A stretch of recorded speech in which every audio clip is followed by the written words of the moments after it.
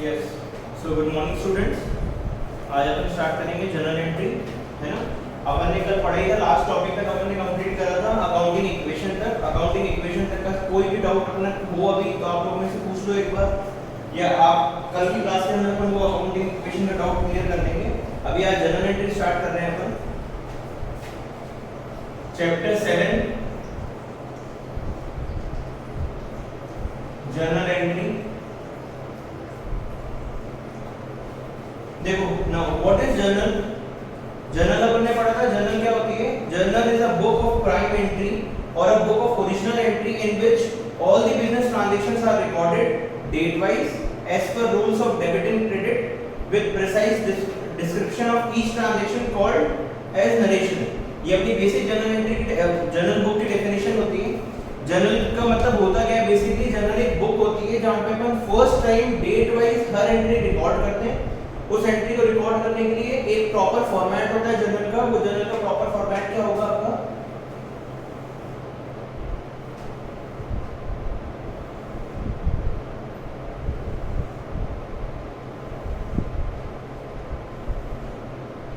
Journal का format 5 column का आपका ये फॉर्मेट है। ऊपर अपन हेडिंग लिखेंगे journal, then date, particular, LF, debit amount, credit amount. ये अपना बेसिकली एक फॉर्मेट है जर्नल एंट्री का।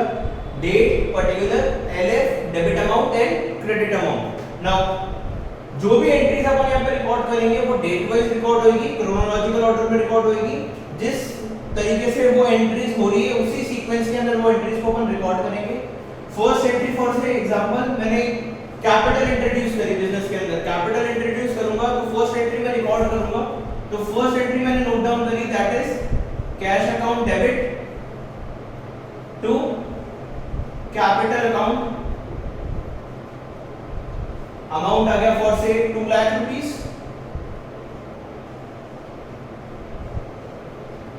This is the first journal entry, cash account debit to capital account. Now to define that particular journal entry we also write narrations। narrations का मतलब क्या होता है, narrations एक brief description होता है about the journal entry कि अपन उस entry में क्या रिकॉर्ड कर रहे हैं। तो अपन यहाँ पे capital introduce करिए तो first entry का narration क्या हो जाएगा, being capital introduce। being word अपन हमेशा यूज करेंगे, being capital introduce।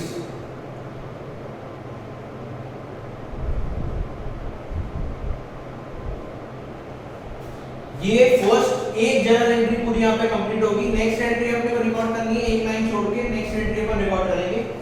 एंट्रीज कैसे बनती है, क्या रूल्स एंड रेगुलेशंस होते हैं, वो सब चीजें भी अपन पढ़ेंगे। अब देखो आगे फीचर्स ऑफ जर्नल। अपना पहले फॉर्मेट आपको समझ में आ गया। ये date, particular, LF. LF means ledger folio. Ledger folio के अंदर कौन कौन से क्या नोट डाउन करते हैं अपन कि ये पर्टिकुलर ट्रांजैक्शन लेजर में किस पेज के ऊपर अपन पोस्ट कर रहे हैं। This is known as ledger folio. Debit amount, the amount which we write of debit side, and credit amount, credit item का। जैसे कैश अकाउंट का जो बैलेंस है वो मैं डेबिट अमाउंट में लिखूंगा, कैपिटल अकाउंट का बैलेंस है वो मैं क्रेडिट अमाउंट में लिखूंगा, ठीक है। Then next features of journal. ये बेसिक फीचर्स दे रखे हैं आपको बुक के अंदर, पेज 7A.3 आपके ऊपर बुक में बेसिक फीचर्स दे रखे हैं, वो फीचर्स आपको पढ़ने हैं। Then advantages of journal. देखो सिंपल एडवांटेजेस है, इसके अंदर से थ्योरी क्वेश्चन कम आता है, इसके अंदर से प्रैक्टिकल क्वेश्चन ही आएगा आपके एग्जाम के अंदर मोस्ट ऑफली। तो भी अपन एक बार रीड आउट कर रहे हैं। एडवांटेजेस ऑफ जर्नल में क्या क्या हो जाएगा, first provide date wise record. ये डेट वाइज रिकॉर्ड प्रोवाइड करता है। Second reduces possibility of committing error.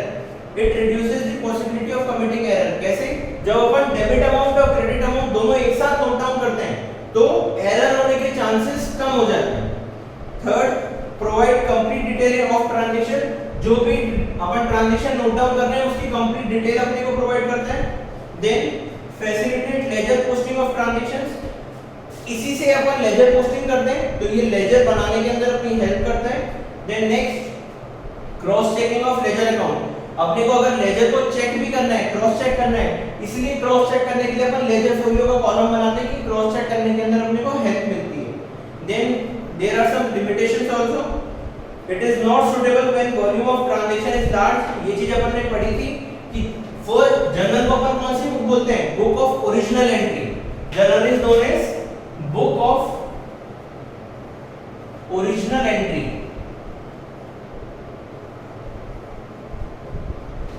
Book of original entry और प्राइमरी बुक। इसके साथ में अपन ने पढ़ा था कि जब दो ऐसी सिचुएशंस होती है, मतलब जब अपन जर्नल बनाते हैं या दूसरी बुक्स बनाते हैं, वहां पे अपन फर्स्ट टाइम एंट्री रिकॉर्ड करते हैं। तो जब उसमें अपन ने पढ़ा था जब नंबर ऑफ ट्रांजैक्शंस बहुत ज्यादा होती है, किसी भी बिजनेस की नंबर ऑफ ट्रांजैक्शंस अगर बहुत ज्यादा होगी तो वो वहां पे जर्नल थोड़ा सा एक लिमिटेशन की तरह ट्रीट होता है, क्योंकि नंबर ऑफ ट्रांजैक्शंस अगर बहुत ज्यादा होगी तो मुझे रिकॉर्ड करने में इशू आएगा, ढूंढने में इशू आएगा। उन सिचुएशंस में अपन क्या करते हैं, अपन स्टार्टिंग से जो सब्सिडियरी बुक्स हैं उन बुक्स के अंदर ही फर्स्ट टाइम एंट्री रिकॉर्ड कर रहे हैं। कौन कौन सी बुक में? कैश बुक के अंदर, परचेज बुक में, सेल्स बुक में, purchase return book, sales return book, and जो एंट्री किसी में भी नहीं आती वो जर्नल प्रॉपर के अंदर। ठीक है, तो वो एक लिमिटेशंस है। Second limitation complex system of recording. वही मैंने आपको जो बताया कि ये बहुत कॉम्प्लेक्स सिस्टम है, प्रॉपर इसमें एक एक एंट्री की हेडिंग डालनी है, नरेशन बनाना है, तो ये थोड़ा सिस्टम कॉम्प्लेक्स सिस्टम होता है। Third, do not reveal cash balance. Journal entries बनाने से मेरी टोटल कैश में कितनी ट्रांजैक्शन हो रही है, मेरे पास कितना फाइनल कैश बैलेंस हाथ में अवेलेबल है, ये मैं कभी भी फाइंड आउट नहीं कर सकता विदाउट प्रिपेयरिंग कैश बुक और cash account. Next, journal is no substitute for ledger. Journal को लेजर से सब्स्टिट्यूट नहीं किया जा सकता। जर्नल केवल एक प्राइमरी बुक है जहां पे फर्स्ट टाइम अपन हर एंट्री को रिकॉर्ड करते हैं, मगर इसके बाद जो मेन बुक बनती है दैट इज लेजर, वो अपने लिए इंपॉर्टेंट बुक है। इंपॉर्टेंट बुक कैसे है? किसी भी पर्टिकुलर कस्टमर या किसी भी पर्टिकुलर वेंडर का जो मेरे को हिसाब निकलेगा कि मैं उससे फाइनल कितना अमाउंट मांगता हूं या मुझे उसको कितना अमाउंट पे करना है, वो कैसे निकलेगा? उसके अकाउंट से। और अकाउंट्स कहां पे बनते हैं? लेजर के अंदर। ठीक है, देन नेक्स्ट हेडिंग है अपनी rules of journalising double entry system. अपने को मालूम है डबल एंट्री सिस्टम क्या होता है, अपन ने जब थ्योरी पढ़ी थी, थ्योरी में पढ़ा था डबल एंट्री सिस्टम क्या होता है। Each transactions have minimum two effects, one debit effect and one credit effect. Her transaction के दो इफेक्ट्स होंगे minimum, it can go maximum 3, 4, 5, मगर मिनिमम दो इफेक्ट्स होंगे, एक डेबिट साइड में और एक क्रेडिट साइड के अंदर। Next, classification of account. Now the main part of this chapter comes, जो सारे अपने रूल रेगुलेशंस हैं अपने जिसके ऊपर बेस्ड जर्नल एंट्री अपन करेंगे। Classification of accounts and rules of double entry system, page 7A.5। देखो, पहले ब्रिटिश सिस्टम के अकॉर्डिंग काम होता था, उसके बाद में अमेरिकन सिस्टम पे काम होता था। इसको अपन नॉर्मल लैंग्वेज में क्या बोलेंगे? पहले ट्रेडिशनल अप्रोच पे काम करते थे, उसके बाद में मॉडर्न अप्रोच पे काम करते थे। ट्रेडिशनल अप्रोच या ब्रिटिश अप्रोच, इसके अंदर अकाउंट्स को दो पार्ट में डिवाइड करा गया है, personal account and impersonal account.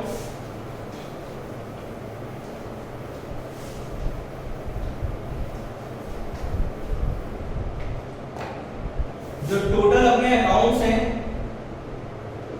उसको दो पार्ट में डिवाइड करा है इन्होंने, personal account and impersonal account.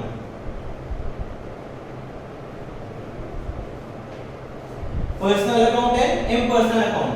Impersonal account को फिर इन्होंने दो पार्ट्स में डिवाइड करा है, that is real account and nominal account. Real account and nominal account. अब इन तीनों का मतलब क्या होता है? देखो, रियल अकाउंट को फिर इन्होंने और दो पार्ट्स में डिवाइड करा है, that is tangible real account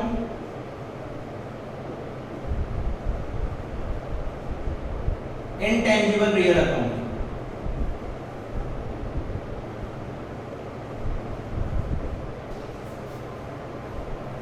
ये एक बेसिक चार्ट है जिसमें इन्होंने अकाउंट्स को बाइफरकेट करा है, पर्सनल अकाउंट, इम्पर्सनल। इम्पर्सनल को दो पार्ट्स में डिवाइड करा, real account and nominal account. Then real account को अगेन दो पार्ट में डिवाइड करा, tangible real account and intangible real account.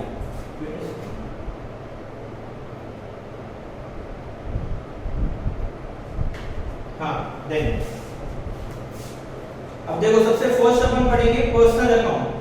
Personal account सबसे पहले पर्सनल अकाउंट का मतलब क्या होता है? पर्सनल अकाउंट अपन ने पढ़ा था पहले भी। Personal account is related with the individuals, जो भी नाम के अकाउंट होते हैं, Ram account, Shyam account, A account, B account, किसी शॉप का नाम है messrs Ram traders, Shyam traders, किसी भी पर्टिकुलर इंडिविजुअल या कंपनी या ऑर्गेनाइजेशन के नाम से अगर कोई अकाउंट बन रहा है तो that is known as personal account. Personal account का रूल क्या होगा? पर्सनल अकाउंट का रूल होता है, पर्सनल अकाउंट को भी इन्होंने 3 पार्ट्स में डिवाइड करा है।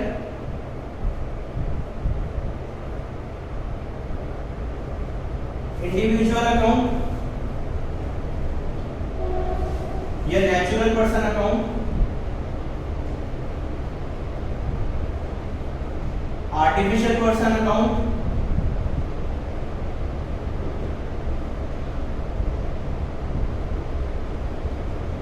और representative personal account.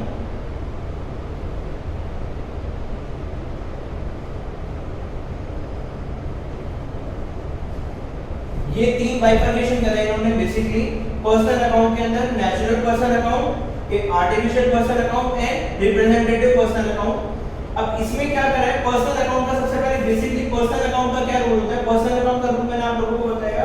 Personal account का मतलब which include all the natural persons, that is A B C D, जो भी नाम से किसी भी नाम का अकाउंट आ रहा है, प्लस किसी भी शॉप का नाम, message Ram traders, Shyam traders, और रिप्रेजेंटेटिव पर्सनल अकाउंट। ये अब आपको बताता हूं एक एक करके।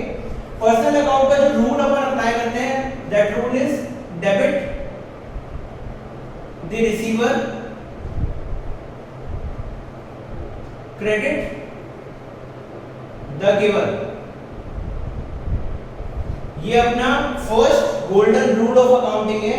अकाउंटिंग के अंदर टोटल 3 गोल्डन रूल्स होते हैं। ये फर्स्ट गोल्डन रूल है, that is debit the receiver, credit the giver. अब इस रूल का मतलब क्या होता है अभी आपको समझाऊंगा। नेचुरल पर्सन अकाउंट, सबसे पहले नेचुरल पर्सन अकाउंट क्या होता है? नेचुरल पर्सन अकाउंट मींस जो बेसिक नेचुरल, जो नाम से अकाउंट आया है, Ram, Shyam, Mohan, these are known as natural person account.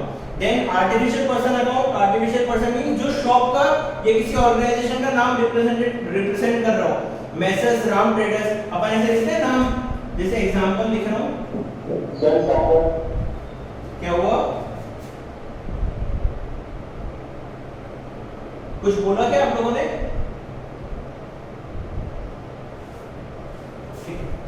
Message Ram traders,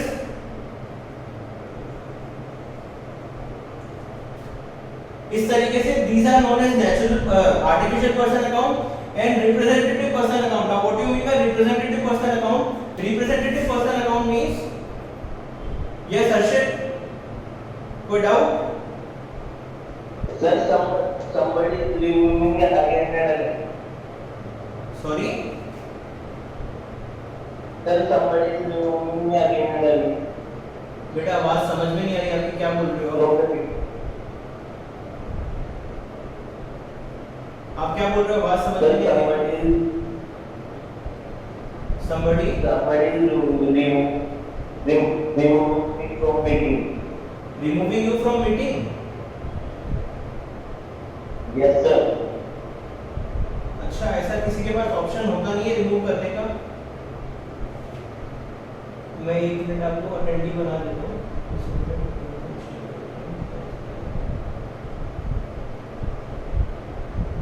मैंने आपको अटेंडिव बनाया है, आपके पास में अब आपको कोई रिमूव नहीं करेगा, आप भी किसी को रिमूव नहीं कर सकते, ठीक है? स्टार्ट कर रहा हूं आगे। Representative personal account, representative personal account means जो किसी पर्सनल अकाउंट को रिप्रेजेंट करता है। जब भी ये रिप्रेजेंटेटिव पर्सनल अकाउंट की डेफिनेशन आप याद रख लेना, किसी भी नॉमिनल अकाउंट के प्रीफिक्स या सफिक्स में कोई वर्ड अगर लग गया, दैट इज आउटस्टैंडिंग या प्रीपेड, तो वो क्या बन जाता है? रिप्रेजेंटेटिव पर्सनल अकाउंट बन जाता है। रिप्रेजेंटेटिव पर्सनल अकाउंट 4 तरीके के होते हैं: outstanding expenses, prepaid expenses, accrued income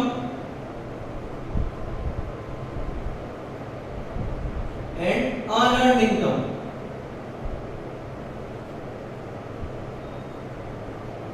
ये 4 तरीके के अपने रिप्रेजेंटेटिव पर्सनल अकाउंट होते हैं। Outstanding expenses, prepaid expenses, accrued income and unearned income. ये चारों क्या होते हैं अपन ने पढ़ा हुआ है, वापस रिपीट कर देता हूं। Outstanding expenses, the expenses which are due but not paid. अपने ये एक्सपेंसेस ड्यू हो चुके हैं मगर अपन ने पे नहीं करे। Second, prepaid expenses. Prepaid expenses means not due but paid. मेरी एक्सपेंसेस ड्यू नहीं हुए मगर मैंने पहले से पे कर दिए। Third, accrued income, earn but not received. अपन ने ये इनकम अर्न तो कर ली मगर अभी तक अपने को रिसीव नहीं हुई है।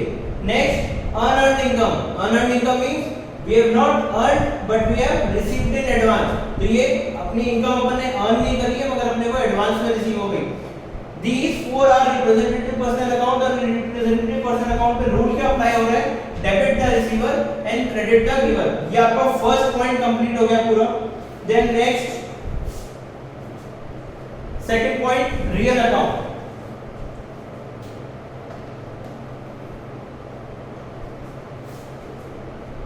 Then next, real account. Real account means, real account में सबसे पहले क्या रूल लगेगा वो रूल लिख देता हूं आपको यहाँ पे, golden rule. Debit what comes in,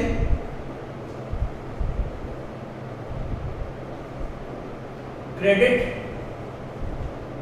what goes out। Debit what comes in, credit what goes out। ये आपका second golden rule of accounting है। ये फर्स्ट गोल्डन रूल था, ये सेकंड गोल्डन रूल है। Real account, now what you mean by real account? Real account consist of all the assets of a business. आपकी business की जितने भी asset account है वो सारे एसेट्स अकाउंट किसमें कवर होते हैं? रियल अकाउंट में। अब एसेट सारे तरीके की हो सकती है, टेंजिबल एंड इनटेंजिबल, तो उसको अपन ने दो पार्ट्स में डिवाइड कर दिया, tangible real account and intangible real account. Tangible real account में जितनी भी टेंजिबल एसेट्स हैं वो सब चीजें इंक्लूड होगी। इंटेंजिबल रियल अकाउंट्स में जितनी भी इंटेंजिबल एसेट्स हैं वो सब चीजें इंक्लूडेड होगी। टेंजिबल एसेट्स का example land, building etcetera, and intangible assets का example goodwill, patent, copyright etcetera. ठीक है, ये आपके intangible personal account, intangible real assets हो गई और ये टेंजिबल रियल एसेट्स हो गई। रियल अकाउंट का मतलब आप लोगों को समझ में आ गया। रियल अकाउंट का मतलब ऑल दी एसेट अकाउंट्स जो होते हैं, जितने भी बिजनेस के एसेट अकाउंट होते हैं वो सारे एसेट अकाउंट को क्या कहलाते हैं? Real account. और इसमें रूल क्या अप्लाई होता है? Debit what comes in, credit what goes out. मतलब इस रूल को अगर एप्लीकेबल करेंगे अपन अपने जर्नल एंट्री के अंदर, तो कोई भी जो फ्रेश एसेट्स अपन परचेज कर रहे हैं, डेबिट व्हाट कम्स इन, जो भी फ्रेश एसेट्स बिजनेस में आ रही है उसको अपन क्या करेंगे? डेबिट। और जो भी एसेट बिजनेस से जा रही है, मैं किसी एसेट को बेच रहा हूं या कोई एसेट खत्म हो गई या कोई मैं एसेट को एक्सचेंज करा रहा हूं, कुछ भी कर रहा हूं, मेरे बिजनेस से अगर एसेट जा रही है तो वो क्या हो जाएगी? क्रेडिट हो जाएगी। डेबिट व्हाट कम्स इन, जो एसेट बिजनेस में आ रही है उसको डेबिट करो। क्रेडिट व्हाट गोज आउट, जो एसेट बिजनेस से जा रही है उसको क्रेडिट करो। This is second rule. Now third, nominal account.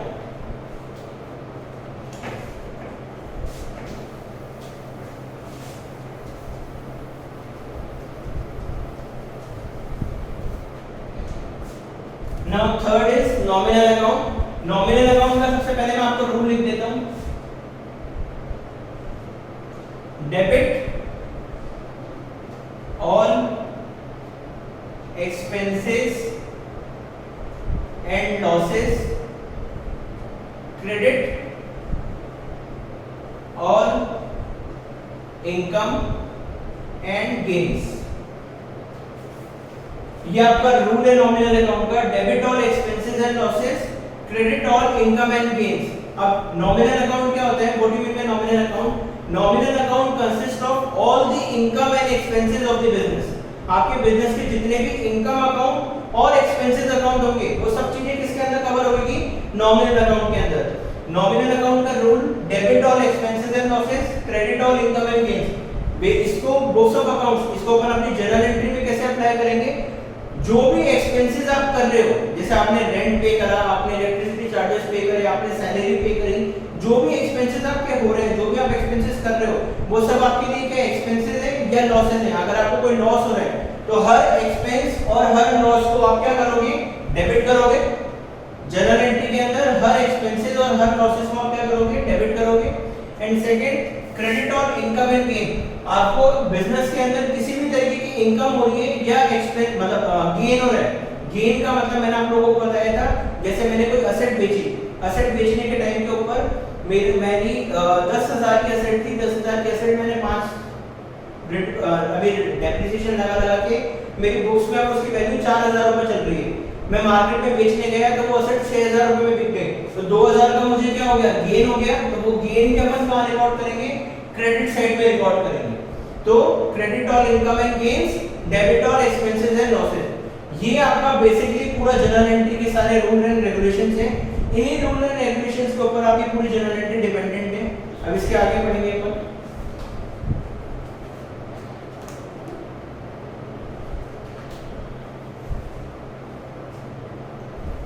अब देखो first transaction, first point, determining अ कैश ट्रांजैक्शन। अपने को अच्छा ये रूल सबको समझ में आ गए है ना। अकाउंट को तीन पार्ट्स में डिवाइड करें, personal account and impersonal account. Personal account को अगेन तीन पार्ट में डिवाइड करें, natural person account, artificial person account and representative person account. Natural person account which represents name of a particular individual, Ram Shyam Mohan, ये सब natural person account हो गए। Second, artificial person account. Artificial person account means जो किसी भी organisation या किसी भी शॉप को रिप्रेजेंट करते हैं, message Ram traders, Shyam traders etcetera. Representative personal account means आपका कोई भी नॉमिनल अकाउंट जिसके आगे वर्ड, प्रीफिक्स या सफिक्स लग जाएगा, जैसे आउटस्टैंडिंग, प्रीपेड, अक्रूड या अनअर्न्ड। ये चारों अगर वर्ड आपके नाम इसके कोई भी एक्सपेंसेस के आगे लग गए या कोई भी इनकम के आगे लग गए तो वो क्या बन जाएगा, representative personal account. Representative personal account का मतलब, अब जैसे इसका मीनिंग समझो पहले अच्छे से एक बार। आउटस्टैंडिंग एक्सपेंस, या मैं इसको पर्टिकुलरली बोलता हूँ एक एग्जांपल देके।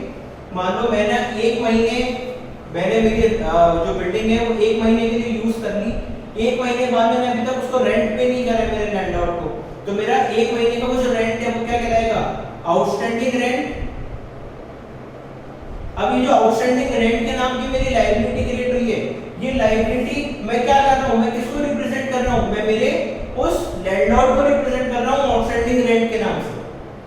मेरे को जो भी मेरी रेंट है, मान लो 10,000 रुपए का रेंट है, वो 10,000 रुपए मुझे पे करने हैं, तो 10,000 रुपीस किसको पे करने हैं, मुझे मेरे लैंडलॉर्ड को पे करने हैं। तो मैंने यहाँ पे क्या करा, उसको लैंडलॉर्ड का नाम नहीं लिख के मैंने यहाँ पे किसको रिप्रेजेंट करा, आउटस्टैंडिंग रेंट लिख के मैंने मेरे उस लैंडलॉर्ड को रिप्रेजेंट करा। तो मैं किसी भी पर्टिकुलर पर्सन या किसी भी पर्टिकुलर इंडिविजुअल या किसी पार्टी को रिप्रेजेंट करता हूं, तो वो क्या बन जाता है, रिप्रेजेंटेटिव पर्सनल अकाउंट। और वो किसके अंदर आता है, basic main head personal account के अंदर। Then second, real account. Real account में हमने पढ़ा था tangible real account and intangible real account. Tangible intangible, जो जिसको अपन टच कर सकते हैं वो वाली सारी एसेट्स किसमें आएगी, टेंजिबल रियल अकाउंट में। इंटेंजिबल रियल अकाउंट जिसको अपन टच नहीं कर सकते। Then third, nominal account. Nominal account debit और एक्सपेंसेस एंड लॉसेस, क्रेडिट और इनकम एंड गेन्स, इसका बेसिक रूल है। और नॉमिनल अकाउंट के अंदर क्या क्या चीज आएगी, बिजनेस के जितने भी सारे इनकम है और जितने भी सारे एक्सपेंसेस है। ठीक है, ये पूरा आपका बेसिक कंप्लीट हो गया। अब जो नेक्स्ट टॉपिक है, वो नेक्स्ट टॉपिक के अंदर अपना है कि अपन डिटरमाइन करेंगे कि कौन कौन सी ट्रांजैक्शन कैश ट्रांजैक्शंस होती है, कौन सी ट्रांजैक्शन क्रेडिट ट्रांजैक्शंस होती है। आप देखो,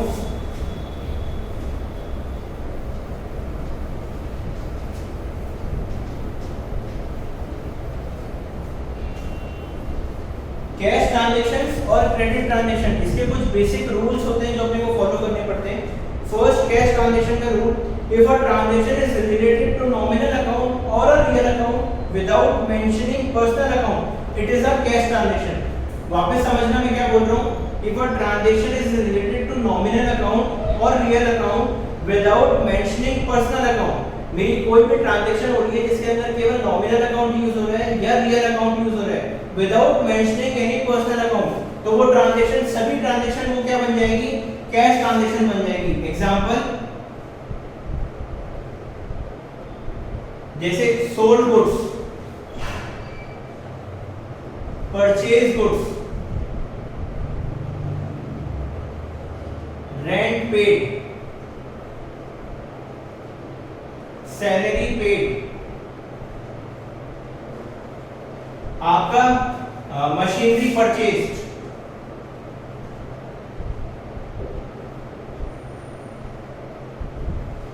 देखो sold goods, purchase goods, rent paid, salary paid, ये तो चारों क्या है, नॉमिनल अकाउंट है।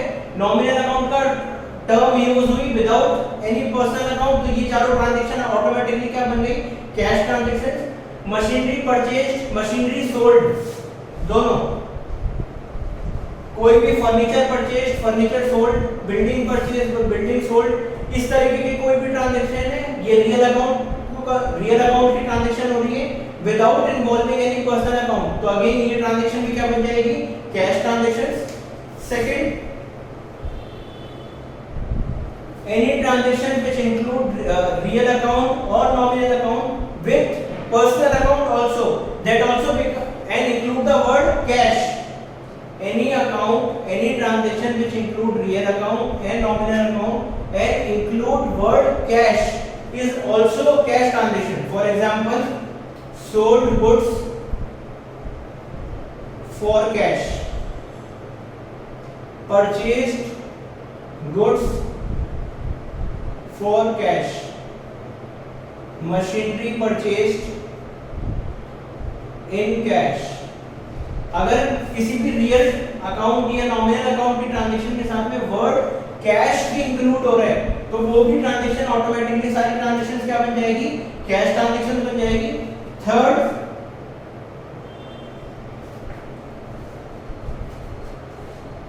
if transaction is related to nominal account or real account and personal account is given but word cash is also given, जो मैंने आपको बता दिया, पर अब इसमें personal account भी given हो और word cash भी given हो। For example, sold goods to Ram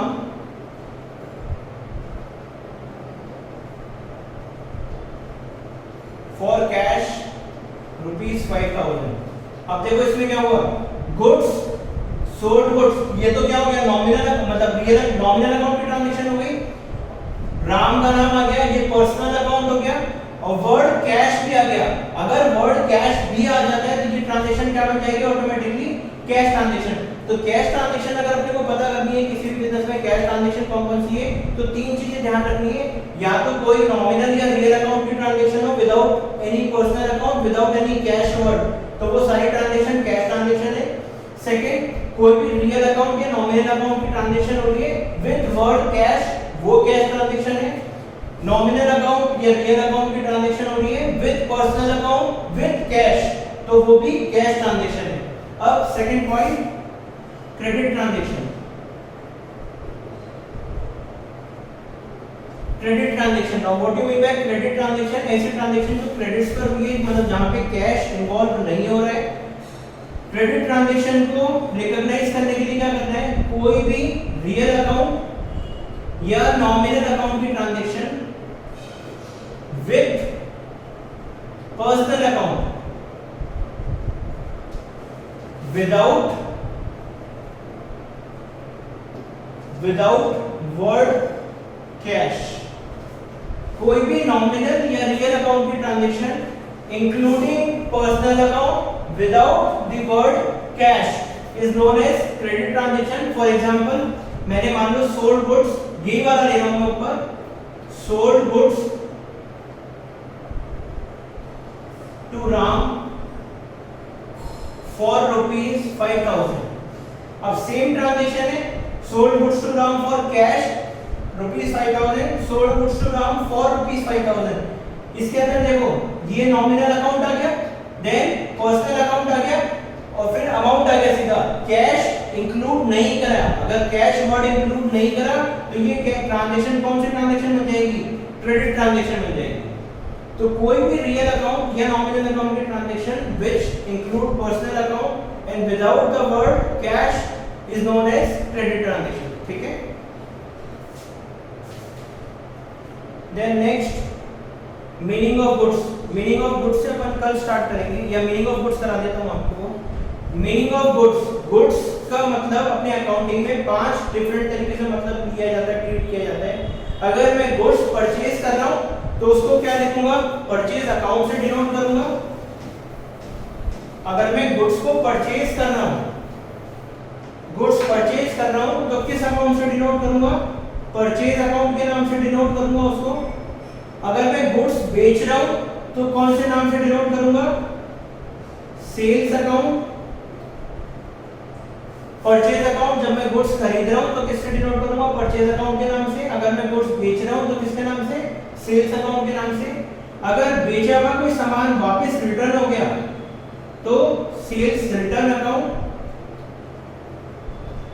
खरीदा हुआ कोई सामान वापस रिटर्न करना है, परचेज रिटर्न अकाउंट।